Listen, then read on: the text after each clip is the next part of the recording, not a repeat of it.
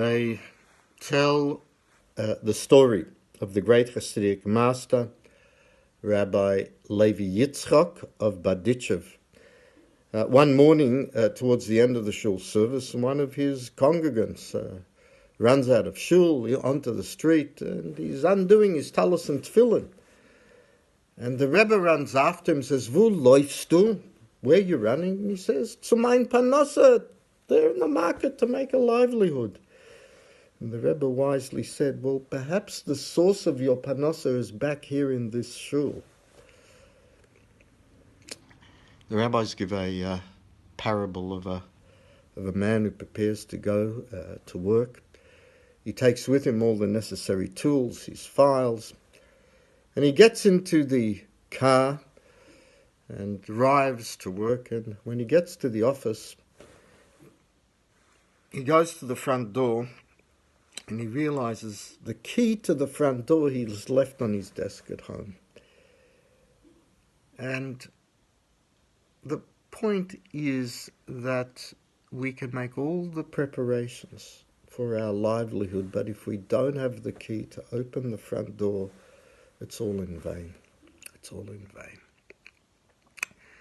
What is this key that opens up all the gates to our success? It is prayer. Prayer. Tefillah. And yes, it's challenging today to pray. The doors of all the shuls are closed, so how can we pray? But there is a power of prayer that exists even when the shuls are closed, even without a minyan. If it is a heartfelt prayer, it will open up all the gates of heaven. And I'll leave you with this story. It's a story about a moil who lived in Tel Aviv in Eretz Yisrael. A fellow calls him, he wants him to circumcise his son. He goes to the address, he finds it extremely strange, because normally in Israel, the brisin are done in halls or shuls, and this was a private home. He knocks on the apartment door, the fellow opens the door, he says, "Rabbi, welcome, come in. Here's my son.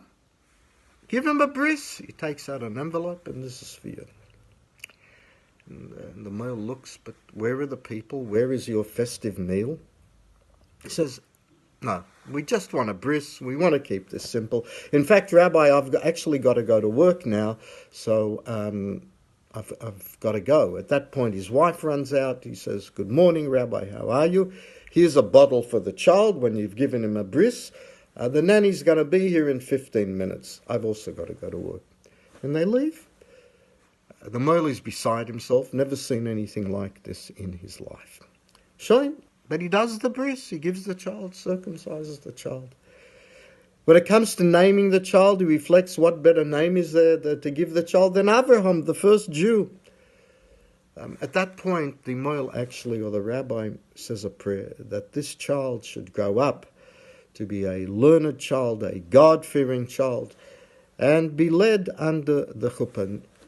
When he said this prayer, in this empty room, not even the parents are there, he had never said such a prayer with such heartfelt intensity in all his life.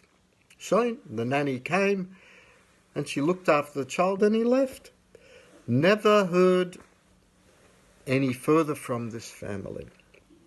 12 years later, a woman knocks on his door and says, "Rabbi, I don't know if you remember me. You gave a bris to our son 12 years ago. Here's the address." At that point, his memory was jarred, and he says, "Yes, Avraham." And the child looks up, "Avraham? Who's Avraham?" He says, "That's the Hebrew name I gave you." And the mother says, "The child wants a bar mitzvah. But he wants a proper bar mitzvah. He wants to read from the Torah. He wants to do it in a shul, and he wants to put on tefillin. We're not religious. I'm not interested in any of this. Talk some sense into the boy." And at that point, the rabbi reflected that his prayers had been answered. They say Elijah the prophet comes to every bris. He says there was no doubt in his mind that Elijah took these prayers straight to heaven. And he looked at Avraham and he said, "Avraham, we're going to give you a proper bris, a proper bar mitzvah." And I'm going to get you tefillin, and you're going to read the Torah. He looked at the mother and he says, my dear lady, I will take charge of this. It will not cost you anything. My friends, even though the doors of the synagogue are closed, the gates of heaven are always open, except we need a key. And that key is tefillah, prayer.